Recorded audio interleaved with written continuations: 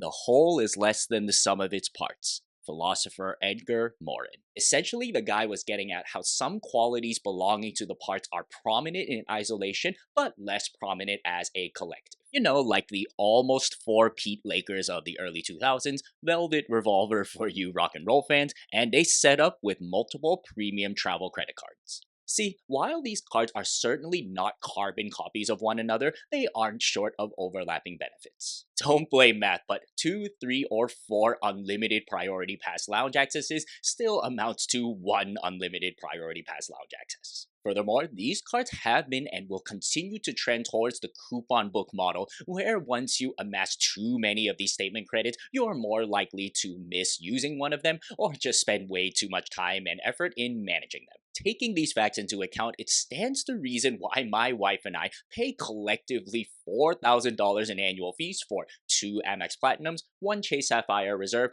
2 Capital One Venture X's, with the second Venture X being the most recent acquisition, as well as 1 Citi Strata Elite. Let me take this opportunity to explain why this is working in the short term and what I'm planning to do in the long term. For anyone mulling over their second, third, or more premium travel card, I think that this will provide some inspiration as for your road mapping. As much as one premium travel card may cannibalize the benefits on another premium travel card, one overall benefit from having multiple of them is points diversity. While Amex, Chase, Capital One, and Citi have overlapping redemption options, they also have some unique ones.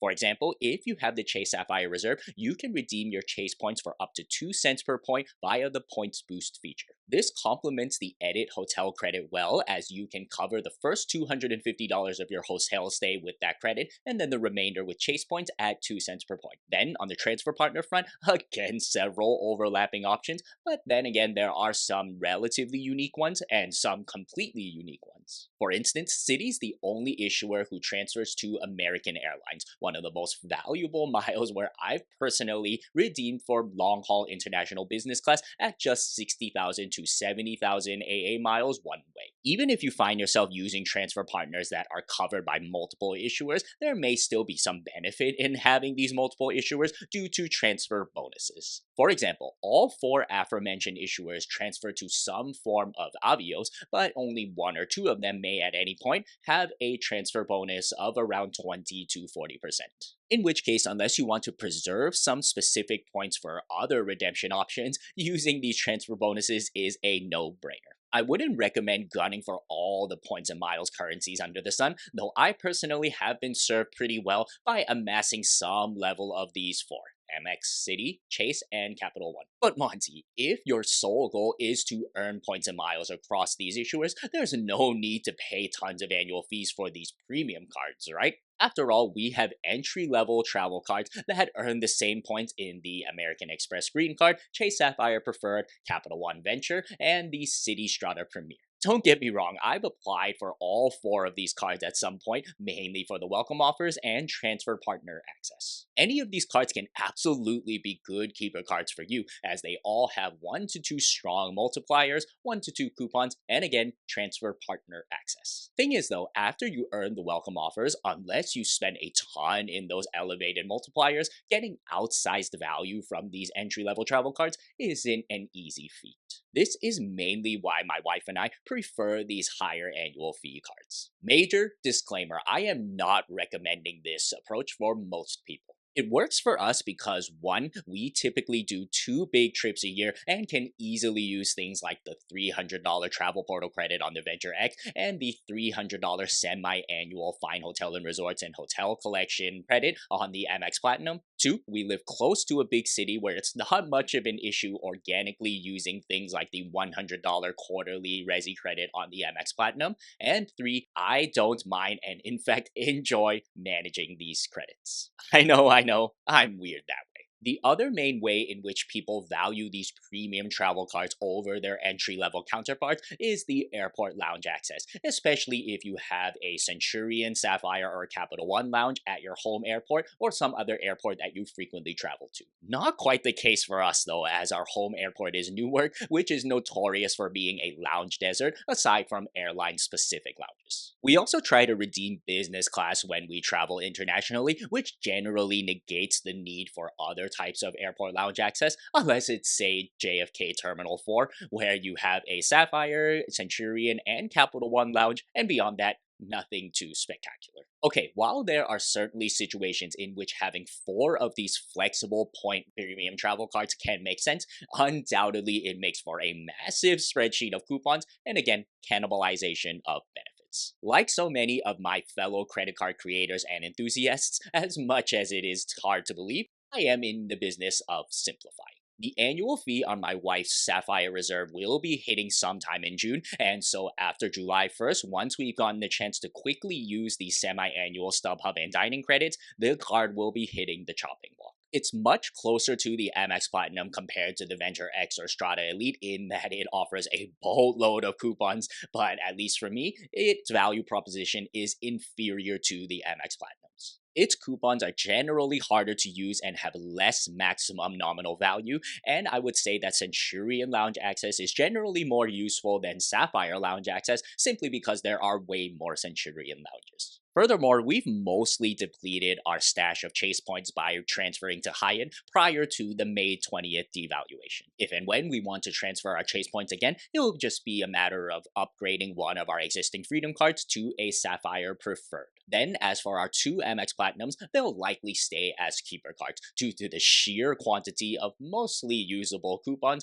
as well as the sporadic access that we get to Centurion and Delta Sky Club lounges. The remaining cards make for a head-scratching keep, cancel, or downgrade dilemma. Starting with the Venture X, where a year ago, if we saw the pre-approval that my wife saw just a few weeks ago, we would have jumped on it in a heartbeat. This time, however, we only accepted the card after much consideration about how useful it would be when we travel to Asia for 3 weeks due to its no foreign transaction fees, as well as its 2x catch-all multiplier at places where merchant categorization is fuzzy at best. As of filming this video, we just came back from this Asia trip, and true enough, it was seamless spending money on the Venture X. And yes, this card's value proposition is easy to justify.